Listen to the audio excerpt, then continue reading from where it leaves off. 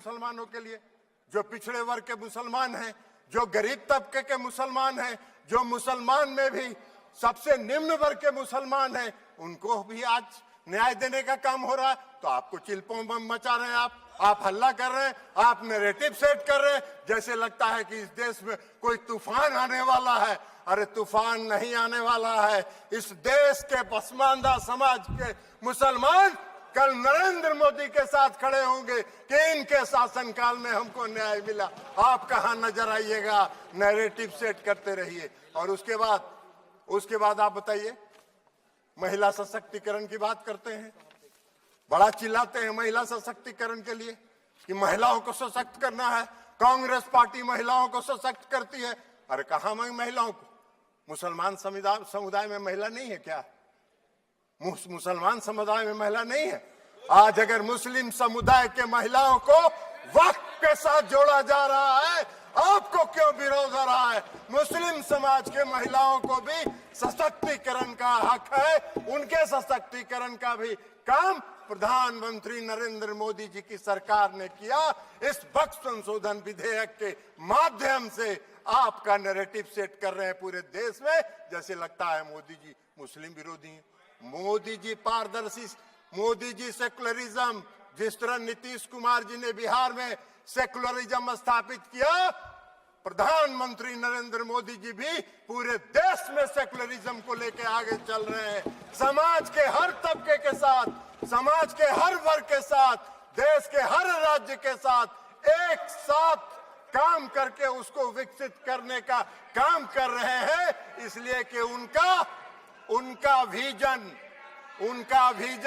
उनकी सोच व्यापक है। वो विकसित देश बनाना चाहते हैं, आत्मनिर्भर भारत बनाना चाहते हैं। आप देश को संकुचित रखना चाहते हैं, देश को बांट के वोट के लिए धर्म के आधार पर वोट को बांटना चाहते हैं, जो आपका चलने वाला नहीं है। अभी चर्चा हो रही थी, बहुत लोगों ने कहा इस संशोधन के माध्यम से डीएम को अधिकार क्यों दे दिया गया।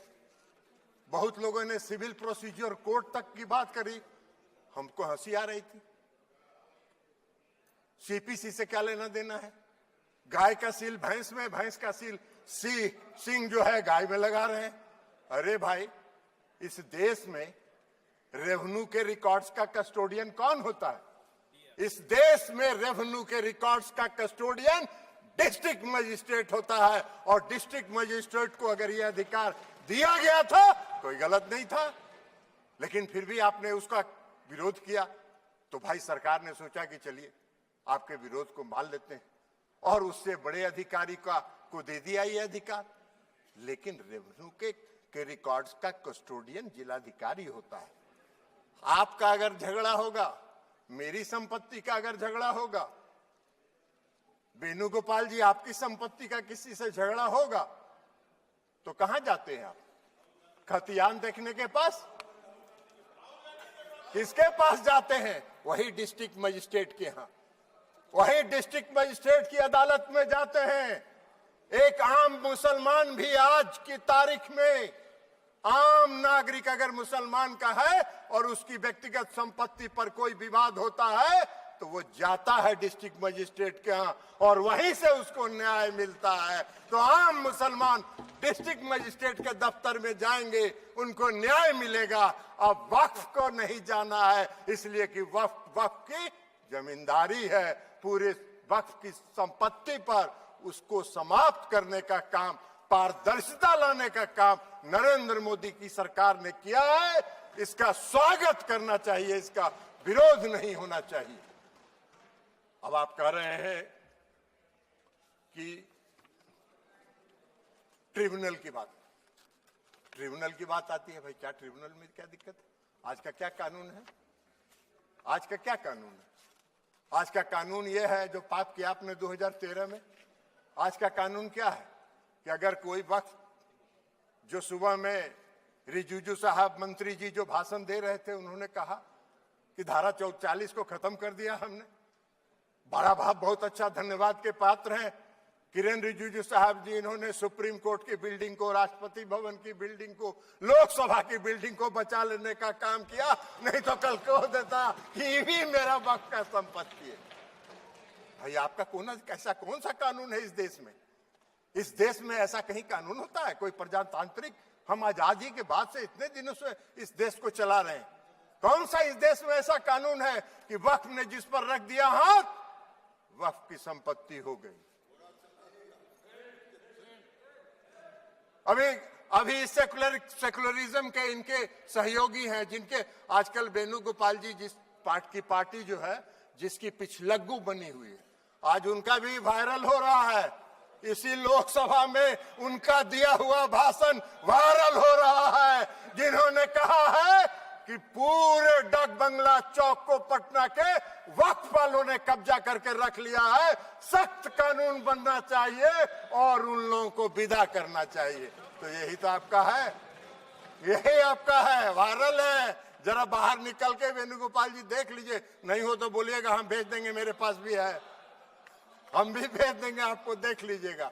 तो आप वक्फ की संपत्ति को अगर आज समाप्त कर दिया उस धारा को, तो बड़ा बढ़िया काम किया। हम धन्यवाद देते हैं रिजिजू साहब के, जिन्होंने इस देश को बचा लिया और इस देश के कई लोगों को इस शिकंजे में फंसने से बचा लेने का काम इन्होंने किया है, इसलिए हम उनको धन्यवाद देते हैं।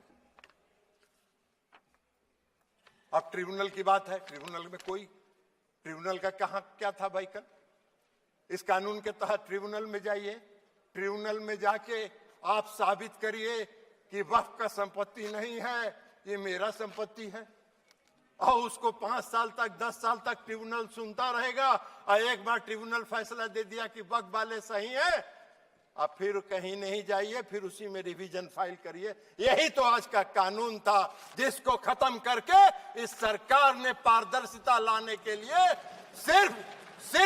सिर्फ इंडिविजुअल को भी नहीं, अगर वक्त को भी कोई शिकायत है तो वह भी अपील में जा सकता है, उसको भी आजादी मिल गई है।